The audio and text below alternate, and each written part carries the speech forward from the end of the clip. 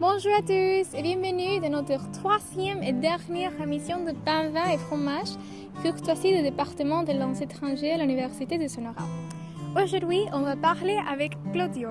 Il vient de Guaymas, il s'est formé en Normandie au sujet de fromage, mais spécifiquement en fromage camembert.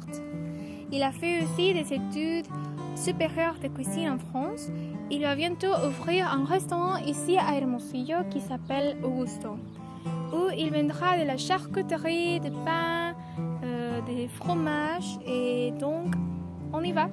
Bon, merci de nous accompagner aujourd'hui dans notre troisième et dernière émission de Pain, Vin et Fromage. Mon collègue a déjà fait une petite introduction, donc on va commencer avec les questions. Okay. Pouvez-vous nous parler un peu de la relation entre les France et les fromages? Qu'est-ce que vous avez au sujet de ça? Alors, je vais faire une petite définition de la relation entre le fromage et les Français. Il y avait un personnage en France qui s'appelle Charles de Gaulle. Il disait que la France était un pays ingouvernable parce qu'un pays qui a 400 fromages, c'est très compliqué de gouverner. Je pense que ça définit la relation que les Français ils ont avec le fromage. Okay?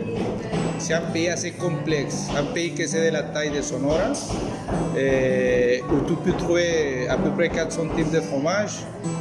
Ça parle de la personnalité française. Bon, vous connaissez quel type de fromage sont les plus célèbres en France? Alors, on va dire les trois fromages les plus consommés en France. Le premier, c'est le camembert. Après, on a l'emmental et on finit avec le cantal, que c'est trois types de fromages assez différents. Mais surtout le camembert, c'est le plus consommé en France. C'est le fromage des Français, le camembert. Moi, je connais rien des fromages, donc c'est tout nouveau. On commence de la fabrication de fromage. Comment se déroulent les étapes de fabrication d'un fromage? Alors, 95% des fromages se font avec le trait de lait. Ça peut être de chèvre, ça peut être de vache. Les Italiens utilisent de bufala. Mais en réalité, il faut faire du caillage, ça s'appelle, qu'on met la pression. Après, on va faire le moulage, ça veut dire on va choisir le type de moule où on va faire le fromage. Il faut attendre la troisième étape, c'est l'égouttage, combien d'eau on veut qu'il perd. Et après l'égouttage, il y a le salage qui va nous permettre à la dernière étape que c'est l'affinage. Et ça, on peut avoir des fromages qui sont une maduration de 24 mois, 36 mois. J'ai eu la chance de goûter des fromages de 60 mois. C'est vraiment assez extraordinaire. Mais pas tous les fromages, on peut faire la même chose. C'est un peu... Toi, les fromages frais, ça veut dire qu'on va faire la trait et 3 jours après, on a le fromage. Par exemple, le camembert, que c'est le fromage le plus consommé en France. Tu as besoin de 3 semaines de préparation et après, tu vas avoir 15 jours pour le bon. C'est à peu près ça. Après, tu vas avoir des cantals que tu peux affiner pendant 24 mois, 12 mois, 6 mois. Okay? Et c'est assez intéressant. Mais les 5 étapes, on va dire caillage, moulage, égouttage, salage et l'affinage. Ok. Bon, vous nous avez déjà parlé un peu de ça, mais comment est-ce qu'il flue ces différents types de fromages? D'abord le temps de pasteurisation, les types de lait, qu'est-ce qui influe par rapport à ces différents types de fromages? Bon, la France, elle a plusieurs régions et ils vont être spécialisés selon la géographie de l'endroit, si c'est la montagne, si c'est la terre pleine, si c'est face à la mer. Et là, tu vas voir, comme j'ai dit, on a des chèvres, on a des vaches, j'oublie... On a 3 laits principalement en France et ça va dépendre de l'endroit où on est pour fabriquer. Le français, il est très respectueux de la région où il se trouve. Ça veut dire que si la montagne va te donner un climat assez humide et froid, tu vas faire des fromages avec cette caractéristique. Ils sont il s'accompagne vraiment le produit du début jusqu'à la fin.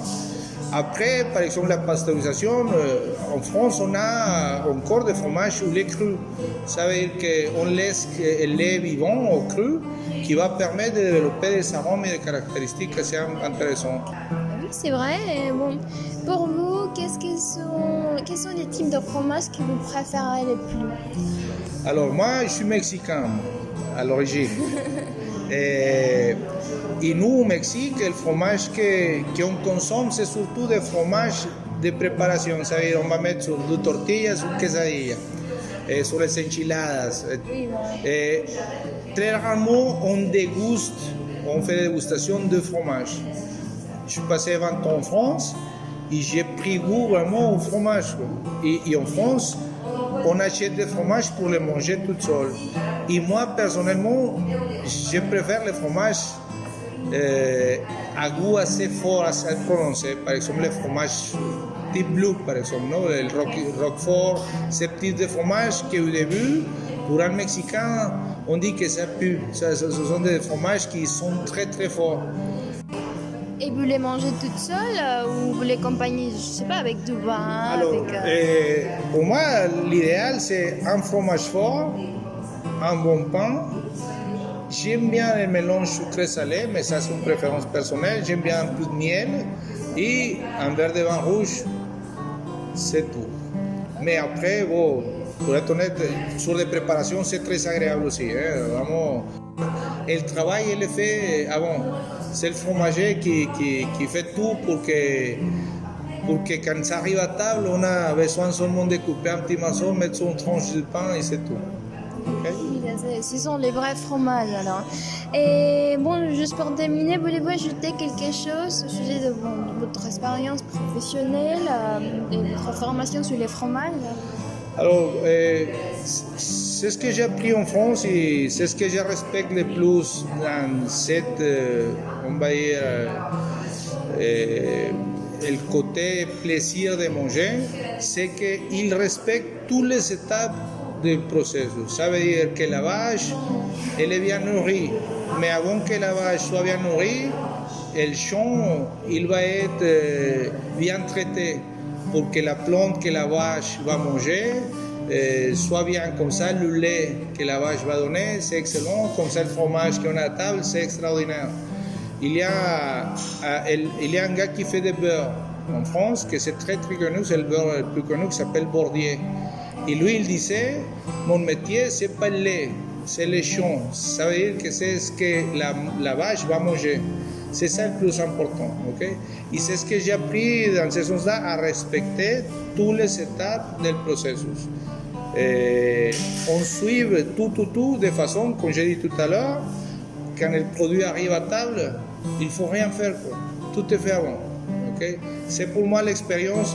Au Mexique, on n'arrive pas encore à faire ce type de travail, ou pas, au moins à niveau, on va dire, industriel, non? En France, on respecte beaucoup toutes les étapes du processus. Vous avez déjà fait du fromage? Oui, j'ai eu la chance je fais des formations sur une ferme en Normandie et la spécialité c'était le camembert. C'est un fromage très compliqué à faire sur une ville comme Hermosillo qui fait 40 degrés en été. C'est pas des fromages faciles à faire, on va dire, dans des climats comme ici. Mais j'ai eu la chance d'être sur une ferme pendant plusieurs jours pour faire des formations de fromage et c'est une expérience que si tout le monde peut la faire, je conseille. Bon, merci de nous accompagner aujourd'hui. C'était vraiment un plaisir de vous entendre parler. Bon, on se voit à la prochaine. Merci beaucoup et à bientôt et bonne chance dans votre projet. Merci, au revoir. On a terminé la dernière émission de Pain, Vin et Fromage. Merci à tous ceux qui nous ont accompagnés dans ces chemins. On vous attendra dans la foire culturelle qui aura lieu dans le département des langues étrangères de l'Université de Sonora. C'est vendredi 21 2022. À la prochaine!